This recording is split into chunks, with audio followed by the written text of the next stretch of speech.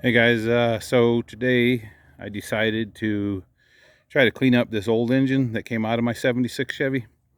Get ready to kind of put it in some storage, some type of storage. It's probably unfortunately going to be sitting outside, but I got a cover I'll show you here in a minute that I like to put over them. Anyways, use Simple Green to try to clean it because it was pretty grimy.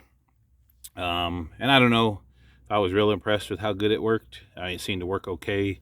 I did use this little brush to scrub a lot of the heavier stuff, which still seemed to stay on there. Now, when I was cleaning some of the other, like power steering brackets, alternator bracket, motor mounts, stuff like that, I did use Purple Power a few months ago when I was working on that stuff, and I didn't realize it, but that it even tells you in the instructions, which I read afterwards, that it'll remove the paint. So I didn't really want to remove the paint off of this, even though the paint's not that great.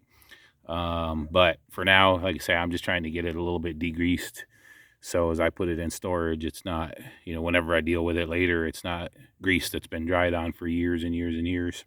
So the other one I used to use, which I didn't use this yet, I may do this next. But Gunk engine degreaser was always my kind of go-to for years and years.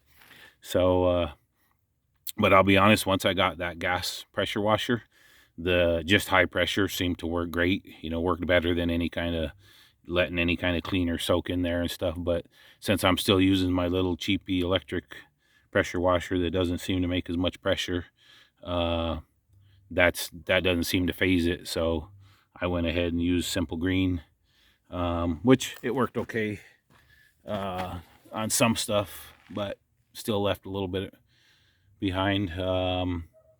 This is I think I did another video showing the Speedway makes an engine block off kit, which was like your fuel pump, your water pump, intake, or just carburetor mount.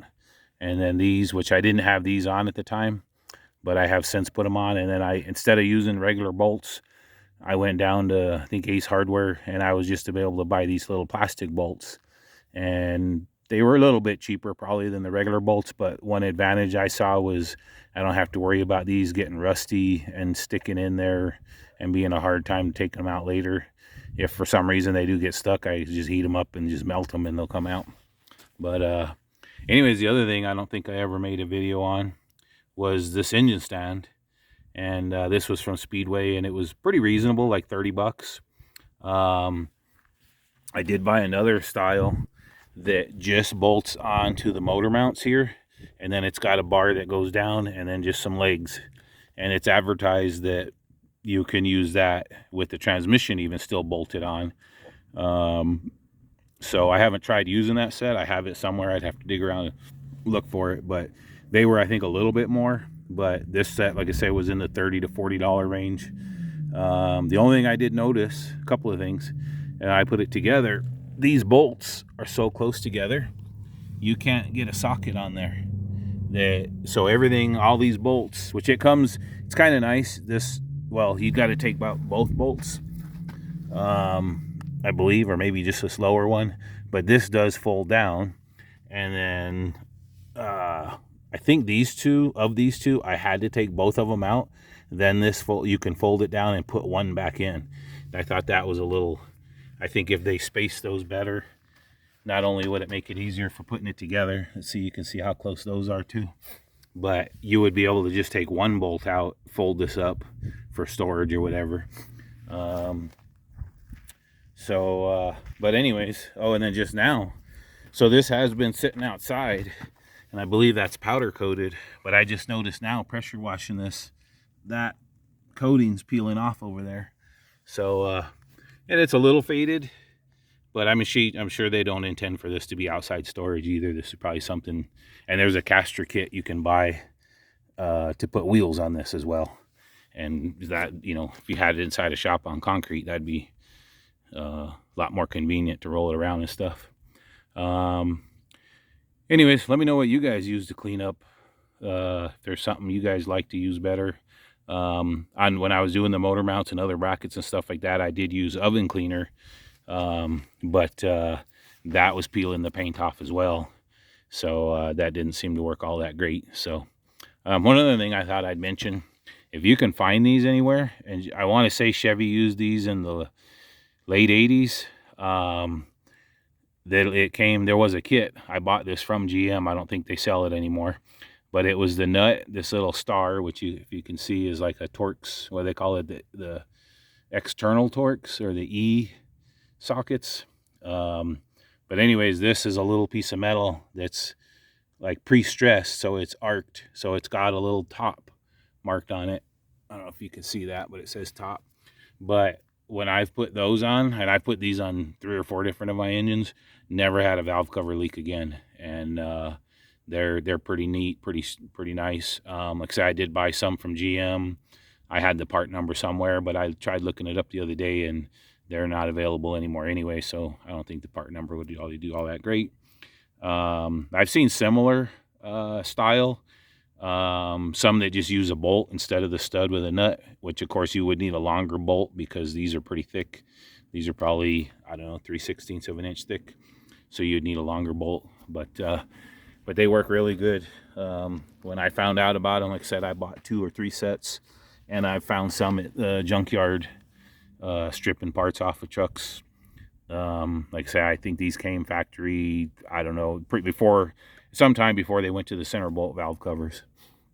But anyways, that's what I was working on today. Still got a few more hours of daylight. Might try working on my Toyota Camry a little bit, which I should be working on, but I just wanted to take advantage of this nice weather, get a little bit more done, and get this thing moved and out of my way. Let me show you the cover I put on these. Hold on. All right, so if you're familiar with the Southwest United States, one of the most common method people use to cool their houses is the evaporative cooler or swamp cooler. So this is just a swamp cooler cover, which I think this was 40 bucks, 30 bucks, something like that. They come different sizes depending on what size cooler you got.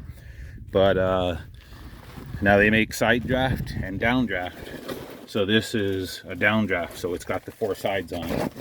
So this fits almost perfect to cover up an engine, and it's real heavy duty canvas.